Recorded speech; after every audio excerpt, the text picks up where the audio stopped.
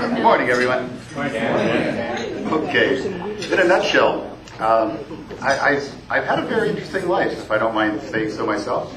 My dad shared a dream with me that he had when he was a young boy. He used to kick rocks off a dock when he was 10 years old in New York during the Depression and tell his friends, one day I'm going to sail a boat in here. And they looked at his shoe shine box that said a penny on it or whatever, and said, yeah, sure, Mel, that's going to happen. Well, my parents divorced when I was 12, and then about age 16, my dad said, you know, last week we didn't get together, because we used to get together every weekend. And he said, we didn't get together because I went off to think about what I wanted to do for the rest of my life. Because the last 4 years have been interesting, but I don't want to spend the rest of my life like I've done the last 4. And I said, well, what are you saying, Dad? And he said, I'm going to build a boat, and I'm going to sail to New York. And he shared that dream with me and that story. So he said, do you want to come along with me? He says, if you help me build it, you can come, and if you don't, you just wave goodbye to me at the dock. And I'll ask your brother and see if he wants to join us or join me. And whoever helps build it gets to come. And he said, think about it. And I said, I did. I'm coming. I'll help you. So he and I built our boat. We bought it in 75. We moved on it in 1978. Actually, we launched it in 78, moved on it in 1980, and on January 13th at 11:30 p.m., we sailed under the Golden Gate Bridge on January 13th of 1982. And we turned left after we were about 5 miles out to sea and went down the coast. What's ironic is my dad told me, when we're building this boat, do not put a measurement of 13 anywhere. And he said, we're leaving next whatever day it was, and it happened to be the 13th. And I thought, So we go down to San Diego. We worked our way down the coast of California to San Diego. We stay in San Diego for a little while, continue to provision the boat. And sure as heck, we leave on February 13th. We leave San Diego and go to Mexico.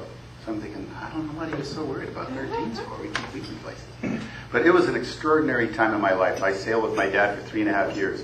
We lived in Mexico for 1.25 years. We lived in Costa Rica for about 8 months. Panama for 3. I sailed through the Panama Canal, across the continent in 1 day in a sailboat. How about that? We sailed up to Mexico in the Cancun area.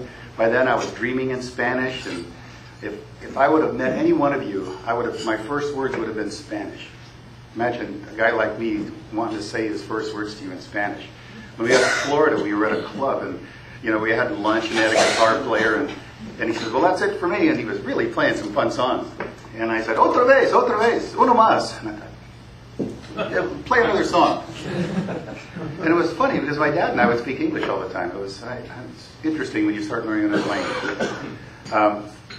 So we eventually worked our way up. By 1984, we worked our way up to New York, and it was quite a time seeing my dad.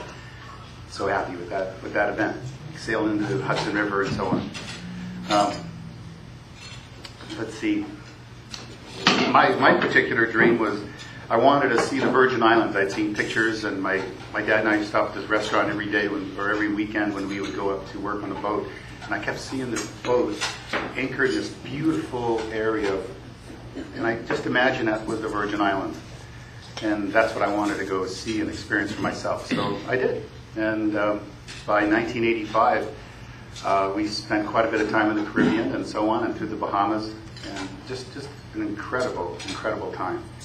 I learned a number of things even years after I stopped sailing with my dad. I continued to realize the things I had learned from the experiences with him. And that's something we all can be very aware of, is the subtle impacts we have on each other may not become aware to us maybe for months, even a year later. But we all have an impact on each other. My dad sure had an impact on me. How am I doing on time? Well, all right. That's good. Yeah. He's reaching for the hook, and he's told me I got another minute. But anyway, I talk about my dad so much, and I need to give equal time, though I won't have it, because I didn't do some of these kinds of things with my mom. But my mom's still alive. She's an incredible woman, and my heart is full because of her. Really. If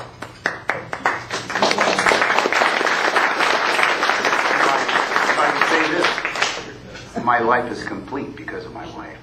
Thank you.